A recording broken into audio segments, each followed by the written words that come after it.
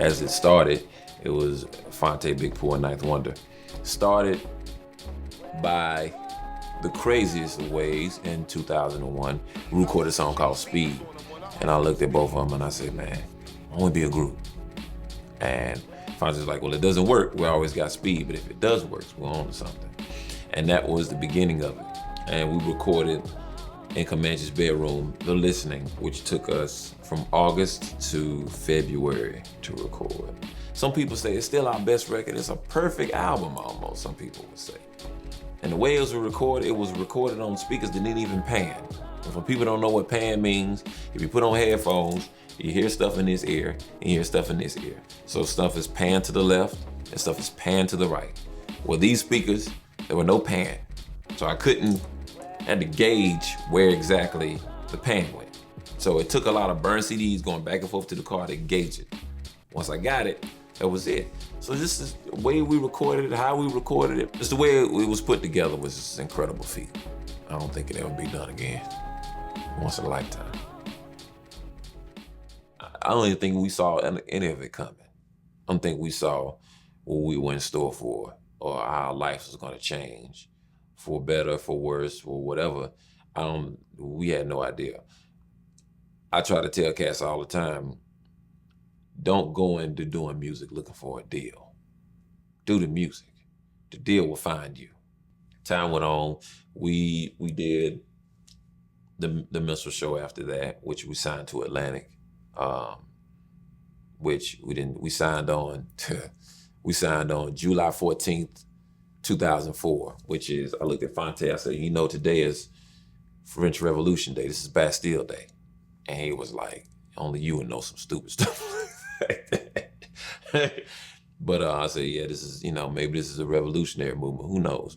And then through so many, and I never talk about it, and I vowed that I never will talk about it. But through so many miscommunications and so many, this, that, and the third, whether it been me, whether it been Fonte, whether it been Pooh, whether it been whatever, Little Brother as 3 members is no more. Little Brother as 2 members still lives. Right? For whatever it was my fault in it, Tay's fault in it, Pooh's fault in it, because I never one time said that I didn't have a fault in it. But for whatever it is, we made some of the most incredible music, and we spawned a whole new generation of artists. I met so many cats that say, man, I've been listening to LB since I've been 15. And I'm like, how old are you? 22. That person was Big Sean. Like, it's stuff like that, the people that we touched over the years, and we were the little engine that could. The thing about me and Knife, is that,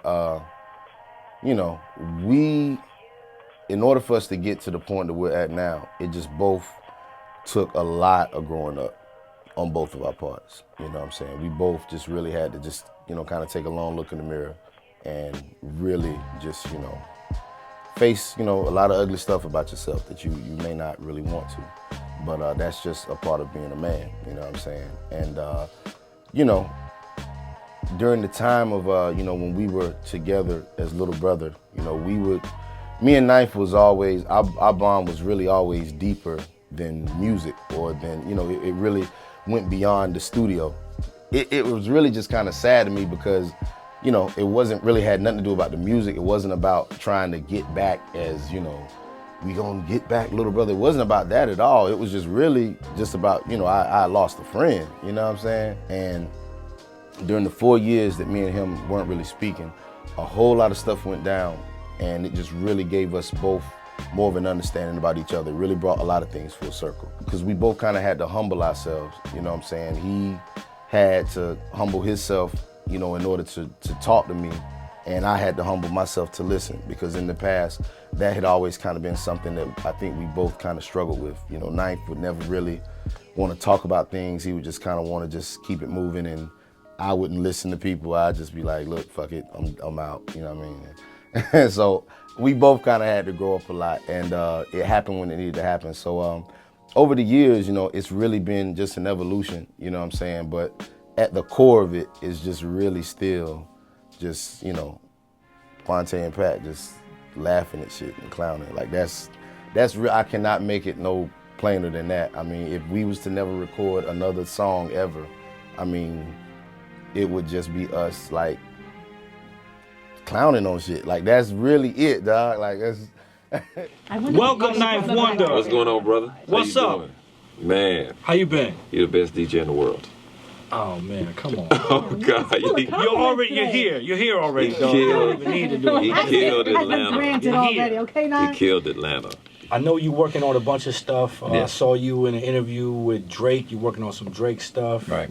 Drizzy. You stay with a nice medium between the underground and the mainstream. Right.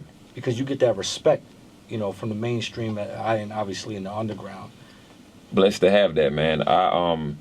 I just understand that soul music is soul music.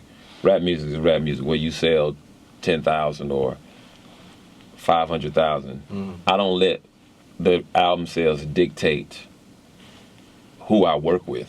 If you're dope, you're dope. And some people are dope and don't have the means to understand and let everybody else hear that they're dope because they don't have the means and the money to get themselves out there, you know. And so no matter what, in 2005 I worked with Beyonce and MOP in the same year. That's what I want to be. And that's why I got, Premier did the same thing. Dr. Dre did the same thing. Pete Rock did the same thing. So if I come from that family tree of producers, then that's what I wanted to be. So. Boy,